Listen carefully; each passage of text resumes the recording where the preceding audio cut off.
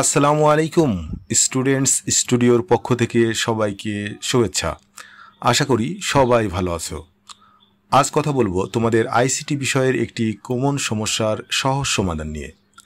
তার আগে একটি কথা, যারা ইতিমধ্যে এই চ্যানেলটি সাবস্ক্রাইব করে ফেলেছো তাদেরকে অসংখ্য ধন্যবাদ। আর যারা এখনও সাবস্ক্রাইব করোনি, আশা করি এখনই সাবস্ক্রাইব করে পাশে থাকবে। চলো এবার সমস্যাটি নিয়ে কথা বলা যাক। প্রথমেই আমরা যে প্রশ্নটি দেখতে পাই সেটা হচ্ছে ঢাকা বোর্ড 2019। এই প্রশ্নটির দিকে খেয়াল করলেই বুঝতে পারবে যে এখানে উদ্দীপক হিসেবে কয়েকটি ট্রুথ টেবিল বা সত্যক সারণী দেওয়া আছে। এই সত্যক সারণী থেকে কিন্তু গ এবং ঘ নম্বরে প্রশ্নটি করা হয়েছে। যেমন গ নম্বরে বলা হয়েছে চিত্র 1 কোন গেটের সাথে সাদৃশ্যপূর্ণ, অর্থাৎ তোমাকে অবশ্যই এই ট্রুথ টেবিলগুলো কোন গেটের প্রতিনিধিত্বকারী বা এগুলো কোন গেট থেকে এসেছে সেটা তোমাকে উদ্ঘাটন করতে হবে। সো এটা অনেকেই গেটগুলো মুখস্থ করে থাকে। আসলে এই মুখস্থ বিষয়গুলো বেশি দিন স্টেবল হয় না। আর আইসিটি বিষয়টি মুখস্থ নির্ভর বিষয়ও না, এটা টেকনিক্যাল বিষয়, এটা বুঝে বুঝে পড়তে হবে। এই ট্রুথ টেবিল থেকে সরাসরি গেট নির্ণয়ের খুব সুন্দর এবং সহজ এবং সাবলীল এবং আজীবন মনে রাখার মতোই একটি টেকনিক শেখাবো আজ।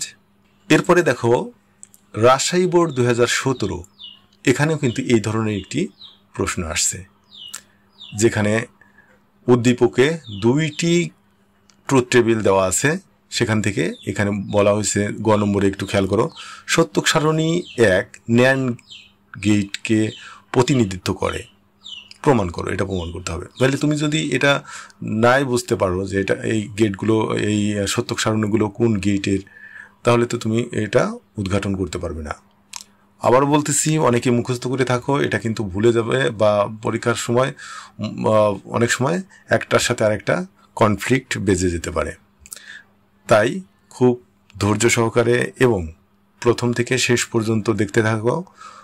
মাত্র একটি ট্রিক্সের মাধ্যমে আজীবন মনে রাখতে পারবে কোন গেটটি বা কোন ট্রুথ টেবিলটি কোন গেটকে প্রতিনিধিত্ব করে। চলো এবার আমরা আরও কিছু প্রশ্ন দেখি, যে প্রশ্নগুলো বিভিন্ন কলেজের পরীক্ষাগুলোতে, প্রতিষ্ঠানের পরীক্ষাগুলোতে দেওয়া হয়েছিল। দেখো এই ধরনের পরীক্ষায় কিন্তু এই ধরনের প্রশ্নগুলো আসে সাধারণত। এছাড়াও তোমাদের যে অবজেক্টিভ আছে সেখানেও কিন্তু এই ধরনের প্রশ্নগুলো দেওয়া হয়। সেখানে কিন্তু প্রচুর সময় পাওয়া যাবে না সেটা নির্ণয় করার জন্য। এজন্য এই টেকনিকটার মাধ্যমে তোমরা সহজে মনে রাখতে পারবে, যাতে গেটগুলো নির্ণয় করতে পারো। চলো এবার মূল কাজে প্রবেশ করা যাক। প্রথমে যে ট্রুথ টেবিলটি তোমরা দেখতে পাচ্ছ, সেখানে আমরা এ এবং বি ইনপুট এবং আউটপুট হচ্ছে ওয়াই। এই আউটপুটের ভেতর থেকে আমরা দেখব যে কোথায় 1 আছে। তো এখানে একটি 1 আছে। সো আমরা এই এ এবং বির মানটি নেব এ বি। তাহলে আমরা এভাবে লিখতে পারি এ ইন্টু বি, অর্থাৎ এটা হচ্ছে অ্যান্ড গেট। বিষয়টি আরও পরিষ্কার করার জন্য আমরা সবগুলো ট্রুথ টেবিলই এখানে উপস্থাপন করব। এরপরের যে টেবিলটি আছে সেখানে দেখা যাচ্ছে যে আউটপুট এইখানে 1, ওয়াইয়ের মান 1। সো আমরা এখানে এ এবং বি নট হিসেবে আছে, যেহেতু জিও এখানে 1 ছিল এজন্য এ নিছি, এখানে 1 ছিল এজন্য বি নিছি, কিন্তু এখানে তো দুটি 0। সো আমরা এখানে এ নট এবং বি নট নেব। এ নট এবং বি নট নেওয়ার ফলে এটা আসলে কোনো গেটের কোনো সমীকরণ বা কোনো মান পাওয়া গেল না। এজন্যই আমরা এই বিষয়টিকে সমাধানের জন্য আরও একটু সামনের দিকে অগ্রসর হব। সেটা কি, তোমরা সবাই জানো যে বুলিয়ান উপপাদ্যের যে সূত্র আছে, এই সূত্রের সহায়ক উপপাদ্যের বা সেকেন্ডারি থিওরেমে একটা সূত্র রয়েছে যেটা হচ্ছে এ ডাবল নট সমান এ হবে, অর্থাৎ কোনো ইকুয়েশনের উপরে যদি ডাবল নট থাকে তাহলে ওই ইকুয়েশনের কোনো মানের পরিবর্তন হয় না। আশা করি তোমরা ইতিমধ্যে বিষয়গুলো জানো সবাই, এজন্য বিষয়টা খুব একটা জটিল হবে না। অর্থাৎ এ নট এবং বি নটের উপরে আমরা যদি ডাবল নট দেই, এতে কিন্তু এ নট এবং বি নটের মানের কোনো পরিবর্তন হচ্ছে না। এভাবে যদি আমরা সামনের দিকে অগ্রসর হই, পরবর্তীতে পাব আমরা ডি মর্গানের সূত্র অনুযায়ী। দেখো, এই যে এ নট এবং বি নটের উপরে যে দুটি নট ছিল, সেই নট থেকে একটি নটকে আমরা ভাঙতে পারি, যার ফলে এখানে অ্যান্ড অবস্থায় থাকার কারণে এটা হয়ে যাবে অর, কারণ এটা ভাঙলে বিপরীত হয়ে যায় এবং প্রত্যেকটা উপরে একটা করে নট পড়ে যাবে, যার কারণে এখানে এ নট এবং বি নট গুণ অবস্থায় ছিল, সেটা এখন যোগ বা অর অবস্থায় চলে গেল, যার ফলে এখানে A double naught, B double naught এবং তাদের উপরে একটা নট রয়ে গেল। এবার আমরা সরলীকরণের যে বিষয়গুলো আছে সেটা থেকে আমরা জানতে পারি যে ডাবল নট মানে হলো সেটা একটির সাথে আর একটা কাটা যায়।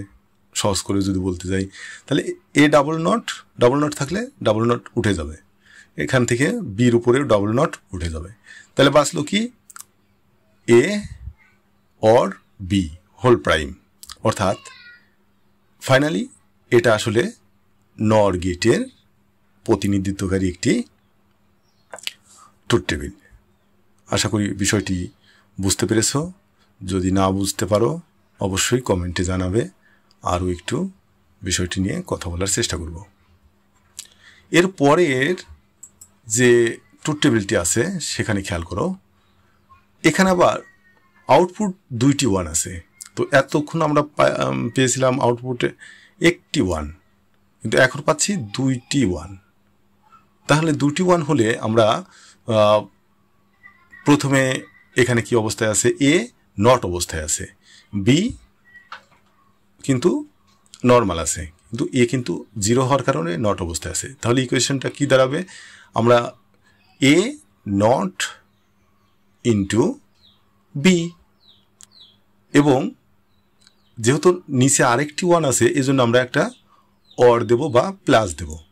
ইকুয়েশনটি দ্বারা এরকম a not b plus a b not. দেখো, এটা যদি প্রথমে আমরা নিলাম এ নট জিরোর কারণে নট, বি যেহেতু এখানে ওয়ান আছে তাহলে বি নর্মালি থাকবে। এবার নিচে আসার কারণে যেহেতু দুইটি নিচে আসার কারণে আমরা অর চিহ্ন বা প্লাস দিলাম। তো এক্ষেত্রে আমরা এখানে এ ওয়ান আছে এজন্য এ নিলাম, আর বির ক্ষেত্রে জিরো আছে এজন্য বি নট নিলাম। তাহলে তোমরা ইতিমধ্যে বুঝতে পেরে গেছো এটা আসলে কোন সূত্রে পড়ে গেছে। এটা হচ্ছে আসলে মূলত এ এক্সর বির গেট বা সত্যক সারণী। আশা করি বিষয়টি ক্লিয়ার। এরপরের যে গেটটি আছে সেই গেটটি হচ্ছে, সেই গেটে আমরা যদি খেয়াল করি তাহলে দেখতে পাবো যে এখানেও দুইটি ওয়ান আছে, এই একটি ওয়ান আর এই একটি ওয়ান। তো এইখানে এর মান কিন্তু জিরো, বির মানও কিন্তু জিরো, আর এখানে এর মান ওয়ান, বির মান ওয়ান। তো আমরা এভাবে ইকুয়েশনটা যদি লিখি তাহলে কি দাঁড়ায়, এ নট বি নট, এবং যেহেতু আমরা পরের লাইনে চলে আসতেছি এজন্য অর চিহ্ন বা প্লাস চিহ্ন দেব, এবং পরের ওয়ানের ইনপুট কিন্তু দুটি ওয়ান, এজন্য কিন্তু এখানে আমরা এ এবং বি নিলাম। তো ইকুয়েশন এবং এই অবস্থা দেখে বোঝা যাচ্ছে যে এটা আসলে এক্স নর গেটের একটি ট্রুথ টেবিল। আশা করি বিষয়টি বুঝতে পেরেছ। এবার আমরা এতক্ষণ যে আউটপুটগুলো দেখলাম, কোথাও একটি আছে কোথাও দুইটি আছে। তো একটি এবং দুইটির ক্ষেত্রে কোনো ঝামেলা নাই, এভাবে আমরা আউটপুট থেকেই সেই গেট নির্ণয় করতে পারবো। কিন্তু একটু সমস্যা হচ্ছে যখন দুইটির বেশি আউটপুট 1 চলে আসবে। যেমন খেয়াল করো, এইখানে একটু খেয়াল করো যে তিনটি আউটপুটে 3টি 1 চলে আসছে। দেখো, এই একটা 1, এইটা 1, এই একটা 1। এই ক্ষেত্রে আমরা কি করব? এক্ষেত্রে কিন্তু আমরা ওই নিয়ম অনুসরণ করলে কিন্তু বিষয়টির সঠিক সমাধান পাবো না। এর ফলে আমাদের কি করতে হবে, এই 3টিকে অবশ্যই আমাদেরকে 2টি বা 1টিতে রূপান্তর করতে হবে। 3টি রাখা যাবে না, অবশ্যই আমাদের 2টি বা 1টিতে নিয়ে আসতে হবে। এজন্য কি করতে হবে, এই মানটাকে নট করে দিতে হবে, ওয়াইকে নট করে দিতে হবে। অর্থাৎ ওয়াইকে যদি আমরা নট করে দিই তাহলে এখান থেকে 1 হয়ে যাবে 0, এই 1 হয়ে যাবে 0, এই 1 হয়ে যাবে 0, আর এই 0 হয়ে যাবে 1। আশা করি বুঝতে পারতেছো বিষয়টা।